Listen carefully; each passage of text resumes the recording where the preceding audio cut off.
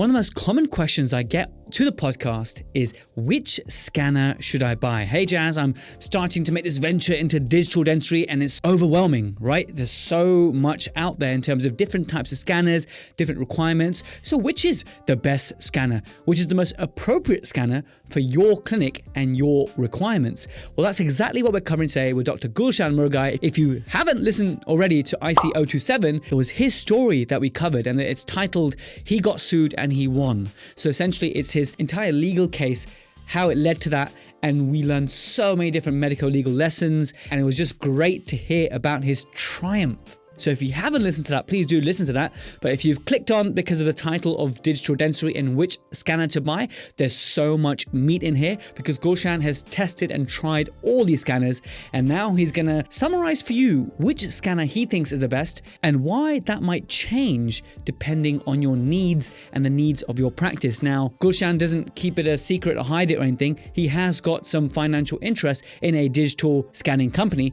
but I still think there's so much meat in terms of gaining the knowledge to know what are the differences in the different scanners and how you can choose which scanner to invest in. Let's join Dr. Gulshan and I'll catch you in the outro. Dr. Gulshan Murgai, after that really enlightening episode about how you triumphantly won the case and so many lessons shared, welcome back to the Protrusive podcast. This group function today is to answer one burning question, and I've seen you lecture before. I know you're super passionate about digital dentistry. For those people who haven't listened to that episode yet, just introduce yourself again and why you are so involved with digital dentistry, why you are so passionate about digital dentistry. So my name's Gulshan Murgai. I'm a practitioner, general practitioner, practice in Watford, Hertfordshire. So I'm basically got exposed to digital dentistry as an undergraduate. So year 2000, thanks to Professor Burke at University of Birmingham, he brought in the guys that were selling CEREC at the time, Sirona. And I saw it as a final year undergraduate and I was blown away. I was like, oh my God, I need to have this. And he knew how it affected me, so much so that in my finals, one of my finals case presentations, Prof. Burke was actually the one who was examining me, and he asked me a question. The answer was digital dentistry, but I was so bloody nervous I actually couldn't get it out, and it was the difference between the highest mark and one down. But anyway, so having found that out, I thought, you know what, I'm going to carry on with this digital dentistry stuff. So imagine then I go through VT. During VT, I then see that CEREC has now become CEREC 3D. So I was at a trade show at Excel or Birmingham or whatever, and I saw it and I was like, you know what? I need that. I want that. And that's what I did. So age 27, 2003, so 18, 19 months after graduation, I ordered my first CEREC system. And that's what I talk about in some of my lectures. Yeah. And what generation of CEREC do you have now? Before I ask you the big question, tell us about your kit. What kind of kit do you have in your practice at the moment? Lots, because what people need to know is that I am biased, okay? I'm one of the few that actually highlights the fact that I'm biased, because loads of us are, okay? Don't forget, I'm a practitioner, so I have my clinical biases, but I'm a lab owner. So, you know, I see a lot of work from a lot of people all around the country that comes to our lab. And thirdly, I own a supply company, right? So I sell stuff, yeah? Mm-hmm. And the difference between our supply company and others is that every single thing that we sell, we use in our other businesses, right? So as a result, so we're not what's called a box mover. We don't just sell something for the sake of things. We're a specialist kind of niche company. It's called Implant Solutions Direct. And the solutions part, that's the important thing, is that we found holes in the digital market years ago as we were kind of going through it. And I wanted to find solutions for implant dentists and solutions for restorative dentists to make things easy. So the answer to your question is not easy, but what I do use now is open systems that all talk nicely to each other in order to allow me to do my chosen workflow efficiently and profitably. Well, I guess when I come to ask you which is your favorite system, you know, it's the one that you'll be using anyway, so it makes sense. And so just to give those listening, watching a little bit about my background, I first got exposed to digital dentistry about 4 or 5 years ago. It was a Trios 3. I really enjoyed using it. Then when I was working in Richmond, I had the iTero, and then we had the new iTero. So I've used iTero and Trios. I have seen CEREC in action, great bit of kit. The blue cam, which is the older one, I tried it. I found it really complicated to do, but again, I didn't go any courses, so I should have, actually done the due diligence to learn, but I didn't. But where I am now is we use iTero in the practice because we use Invisalign. So when someone asks me, Gulshan, right, which scanner should I get? I'm like, I don't know, ask someone who knows what they're doing, like Gulshan. But then I say, but for me, we use iTero because we use Invisalign, and you can't, use other systems unless you've got a Trios 3 in the US. I don't know if you can or not, but in the UK, you may still be able to. So we use iTero for that reason.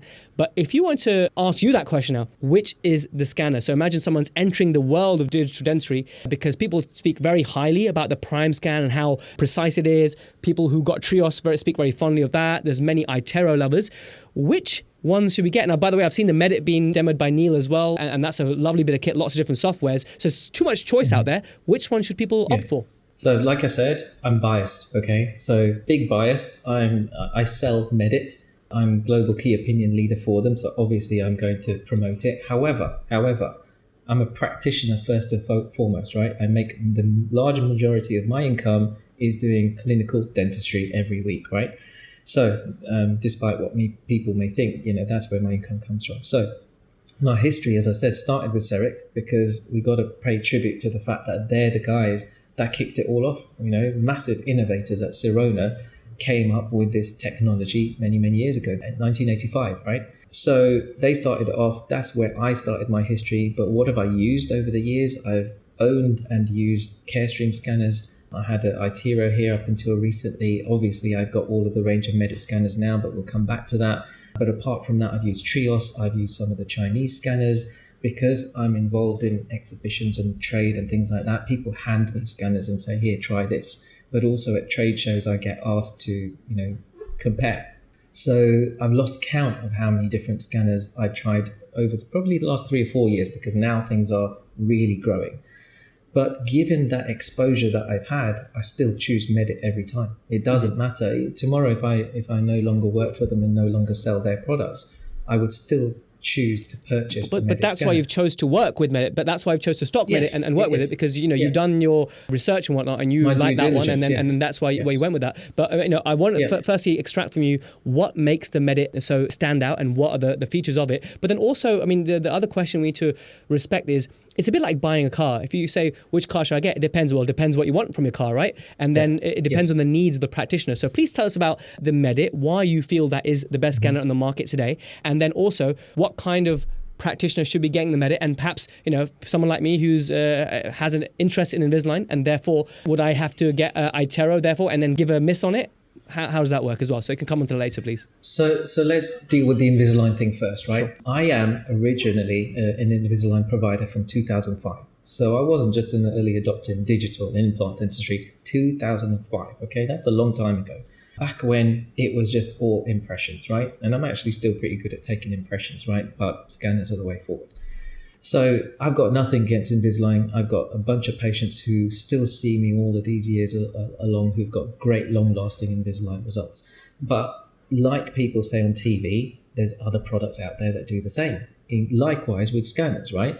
Whilst I'm promoting Medit scanners, and I know it is all that anyone needs, unless they're wanting to do Invisalign, we'll come back to that. Prime Scan's a great scanner, so is Trios, so is Carestream, right? At a certain level, Jazz, they all work really well. But here's the big caveat. You already highlighted it when you said that you had trouble using the blue cap, right? That's where I came in. So where I bought CEREC 2003, from 2006 to 2010, I was one of the primary UK trainers for all new users for CEREC, right? It was my responsibility to go around the country on behalf of Sirona, right? There were other resellers, but I was working for Sirona. And I would go out there and I wouldn't leave that practice or that practitioner until I felt that they were competent and confident in using it, right? And they were paying for that service, yeah? And that's what I do now as well, is that I don't just sell products, but I don't leave people alone until I know that they're competent in its use, right? And that's what's different about us as a company. But also, like with anything else in a practical vocation, right? At uni, we were all tested in, non-clinical, like phantom head situations before we were let loose on patients, right? The sad thing is that nowadays, if you've got the money, you can go out and buy whatever you like. but no one tests whether or not you're competent at using that. If you then say lots of negative things about it, but you don't put in the caveat that, oh, by the way, I didn't purchase any training and I didn't go for any support because my ego is this big, then you won't have much positive things to say. It's like buying a laser. You can buy a laser, but if no one's ever shown you how to use it, then you might think this is rubbish. And That's exactly what happened to me when I bought my first laser, actually. I didn't use it for the first 14 months because the people that I bought it from didn't have anyone to train you on it. Quite happily to take your money though, right? And you'll see this on social media as well when I go up against a few other people out there and say, well, actually, we do things a bit differently in that I've been responsible for training people that have bought their hardware from other people and they hadn't had adequate training and support.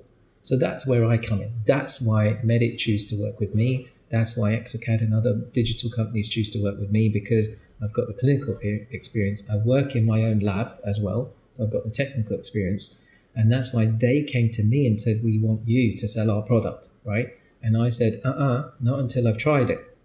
So I tried the Medit alongside the Carestream and the CEREC for a period of time before I thought, you know what, this just does everything I need. I don't need the others now. So that's the first answer to the question. It does everything I need. In case anyone missed it, because you mentioned it there are other aligner systems available. So I know that Spark are becoming very popular. Yeah. We know Sure Smile, etc. And those other ones I've mentioned, they are open source, so they will accept Medit scans and Carestream. Exactly. So there's a huge shift happening now. I think finally we have some competitors for Invisalign, it's fair to say. Well, exactly, you've hit the nail on the head. So what's happening in the clear aligner market right now is that the big boys, Invisalign, are starting to lose market share. In the same way that, as we've mentioned now several times, CEREC used to have massive market share in digital dentistry as a whole, right? And now, their product on the market is PrimeScan, right? And PrimeMill. So it's just the new name for what was CEREC, right? And so, there's loads of systems out there that work. And really, you've got to decide what works for you. Some people in this profession and others like to have their hand held, okay? They want closed systems where they know that there's few mistakes to make. So they go down that route, okay? Other people, and I deal with a lot of dentists nationwide, worldwide, they like to be open and they like to basically do what works for them. They like to take things apart. You know how many dentists that are super nerds that will buy some technology, expensive technology, and when no one's looking, they'll try and take it apart, right? They do that. They do that. They'll do that with software. They'll do it with hardware. And I'm one of those, right? That's why I became a CEREC trainer, because I worked out how to break CEREC, right? And only, you see, I had no UK-based training either. I was on my own. That's why we run this company and our education the way we do, because I don't want anyone to feel the way I did at age 27, 28. I spent 62 grand on this system, right? My dad went crazy, right? Because I just bought the practice, I just bought a car, just bought a house, and then I bought CEREC, right? Imagine. That's why I was working 6 days a week, right? But I wouldn't change it for the world, right? The point is, I had no one to rely on. I didn't have someone that could pick up the phone and say, I've got a patient in the chair, can you help me with this? And if I could, there was a language barrier, German, English, right? Mm-hmm. So I had a once a month call with them. And basically, it turned out after a few weeks, me telling them how I worked out how to break the system. And I was teaching them about their hardware and software. That's why 3 years later, I was their trainer. So going back to Medit and new scanners and modern scanners now, don't get me wrong, they all work. Like I said, first you've got to choose closed system, open system. Invisalign Artero kind of, let's say, closed system. You've got to follow their pathway. Other clear aligner systems are more open. You don't even need to use a branded system. What I say as a lab owner, please support your UK-based labs, right? Who can do the same thing for you. Build relationships with people in your country where you're working and deliver that to your patients. That's what I try to do, right? So likewise with the scanners, I've chosen to work with a scanner company that's massively innovative. The Koreans are like me in my company, Implant Solutions. They basically go to clinicians and technicians, because they're big in the lab side as well, and they say, feed us your problems. Tell us what you would like, right? And look at the support groups, look at the Medit support groups. You ask for something, not even 6 months, 3-4 months later, it's in the new software, right? So they really do listen and respond to their users. That's one really massive thing. Openly, right? They take criticism on the chin. We've just spent an hour talking about risk management and saying sorry and putting your hands up when things go wrong. Likewise, when Medit has been criticized in the past for various things in their hardware and software, you know what? They put their hands up publicly and say, sorry, our bad. Let's talk about this. Let's work it out. And that's a big deal for a multinational, multi-billion-dollar company to put their hands up and do that. The others don't, right? Their egos are just too big. They don't do it. So I like that, because I thought that works for me, because that's more like me, right? It's an example of a big company thinking like a small company. Absolutely. Right? And Absolutely. that's what makes it very endearing, and that's what makes it the support network that it is. Yeah, well, I've met all of the senior management. They all know me. I've met the CEO. And when you spend time with these people and you realize that it's not about the bottom line all of the time, it's actually a lot of it's about how they make people feel and the solutions they're providing. And that just works for me. Previously, I worked with, like I said, Serona, with CareStream. I've worked with the guys at Itero because of my connections through Exocad and things like that. So, they're all good people. But you asked me why I chose this, because emotionally, they're brilliant. Support-wise, there's no one that can touch them. The hardware, they've got innovative technology in the hardware that nobody else has got. And then on top of that, look at what they do in terms of software. Apps that are free to use, free to download. I've seen the softwares. They've got the Medit Splint one that's recently released, and they've got so many others too. So what I've used before, Gulshan, is that one of my delegates on my I teach splints and stuff, and they had a patient who suggested that their bite had changed due to over eruption from wearing an NTI, SCI, etc. So I was able to overlay the two previous scan before the over eruption and after, and found that actually the teeth are matching up perfectly. It's the joint level change that's happened. Do you see? So that I use that actually on the software. So the crazy thing is, you don't even need to have a Medit to use that software, which I thought, why are they giving this away for free? So I respect that a lot, which is pretty cool. Now, I'm sure a common question you get is about money, about costs. So in terms of a hierarchy, I'm fairly sure that Prime Scan is like number one in terms of the most costly. Is that fair to say? There's some pretty expensive Itero models out there as well. You got to remember, Jazz, that the Prime Scan system, right, is the replacement for CEREC. So really, that system is designed to be a closed system where you have their acquisition unit and their mill, right? What they realized some years ago was we're losing market share here, right? So then they thought, okay, we better separate these and give people the option to just buy the scanner, right? Which is where there's Prime Scan, right? And that's why the name has changed. That's why it's no longer CEREC, right? Because CEREC gives you that thought that it's a whole system.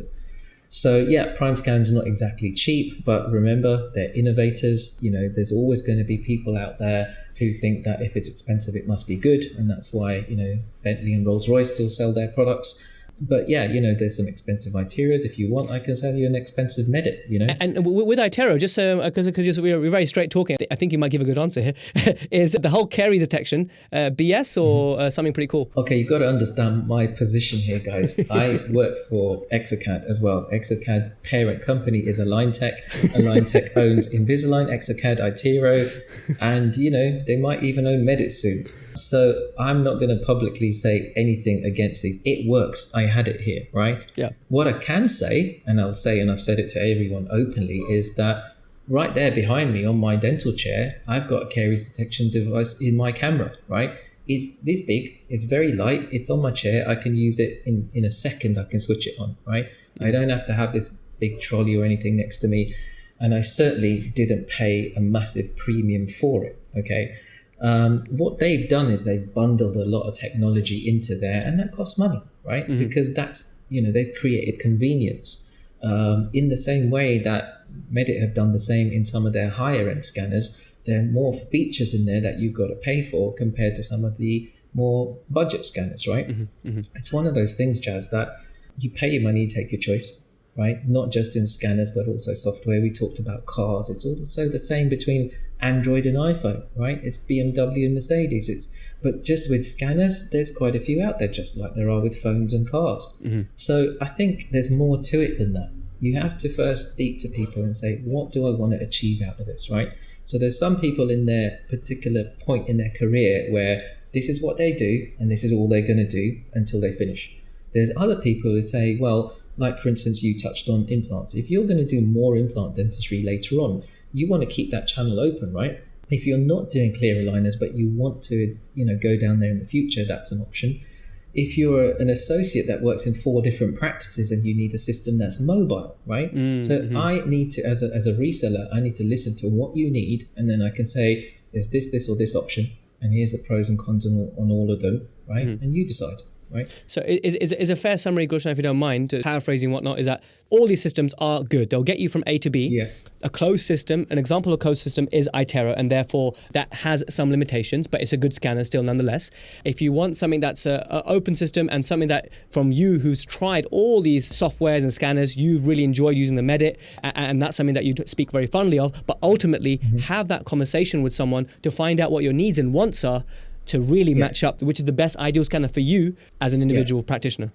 You've got it, absolutely. What I will say is I mentioned the term earlier, which is called box movers, right? Box movers are suppliers who they don't care what they sell as long as they sell something, right? I think you've understood me a little bit more since we've been talking today. I'm passionate about what I do and also what I sell. So I'm far from a box mover. I sell a particular software, particular hardware, because I've tried and tested it, right? I can show people how to get the best out of all of those things. Now, there are some great reps out there from great companies who might also say, but I can show you this, this, and this. So just be careful of people's biases. You don't have to buy from me or the next guy. You pay your money, you take your choice. For me, it's about building relationships. And for me, I easily build relationships with other dentists because I can relate. I'm still practicing it pretty much every day, right? So that's where our company is different from others, in that literally I put it into practice every day. I have used iTero. It's a good system, right? We shouldn't say it's closed. It's partly closed, right? It's a little bit, because you can export the STLs and stuff, but it's just that. Exactly. Yes. Okay. So, there's other systems that are more closed. So if you listen to my colleague, David Claridge, he had a word that he created some years ago. It's called Tropen, Tropen, truly open. Right. And this is the thing. So there's Tropen, and then there's fully closed, which is flosed, okay, which is something I came up with just to go against him. But, find someone who's passionate as you are about the kind of work that you want to do, and then sit down and talk about it. And if you do that, you'll make the right decision. That's a great way to end it. And I think I just want to add in there that from being involved as an associate in practices where the principal was at that time, buying the first scanner. So I've been involved that, 2-3 times where the principal was about to buy the first scanner. Actually 3 times, 4 times that's happened to me. Oh my goodness. Whilst I haven't been the key decision maker, they asked for my opinion, and I've seen what happens in the first few weeks after they buy a scanner. A lot of hand holding and support is needed. So if anything, my 2 cents is find someone who will support you. That could be a big company, that could be a small company, it could be whoever, but as long as that support is guaranteed, and someone who can ideally, I like the fact that you're a clinician, and then if you support, and then having that extra sort of nuances of you did a whole lecture, remember, on capturing subgingival margins and stuff. You talk about that, so we should probably do another episode on that, by the way. Gulshan, I really appreciate that, and please tell us about your company, because obviously you're doing great things in digital dentistry. Now we can tell about your groups as well. You run the ExoCAD group and stuff. So those who are interested in digital dentistry and learning and getting supported would love to know about that. So our company, our supply company, is called Implant Solutions Direct. Our other name is ISD Digital, obviously Implant Solutions Direct Digital, because actually our biggest customers globally, because we actually export globally, are labs. Okay, around the UK, I supply around about 105, 106 labs. So we've got a big relationship with them. We're going more and more into the clinical side with our scanners and our software, hence ISD Digital. We have our sister company, which is a full production crown and bridge lab that's called 4D Ceramics. I'm intricately involved with that. I have staff, but also we do a lot of implant-based stuff, dual guides, things like that. As far as where you can find information, follow me on Facebook, and then you'll get access to my pages. So I've got Medit Worldwide, I've got ExoCAD Worldwide, and the group called Intra-Oral Scanners iOS. That's also my management. I manage that group as well. So about 10,000-12,000 people all in across those groups. And different levels, welcome, beginners, experience, that kind of stuff. Oh, absolutely. Yeah. And what I try to do, Jazz, is try and get my users and other people to share their cases, right? Because of various politics involved, I don't get to share all of my cases everywhere that I want to, because people just believe that all I'm trying to do is sell something. So that's why I said in the last podcast that we just recorded about the case that I was pleased that it was allowed to go out on various groups, because it wasn't about me. It was about the system and how I kind of beat the system, right? It was nothing to do with me. Likewise, when I'm sharing clinical cases, I don't just share the good ones, I share some of the bad ones too.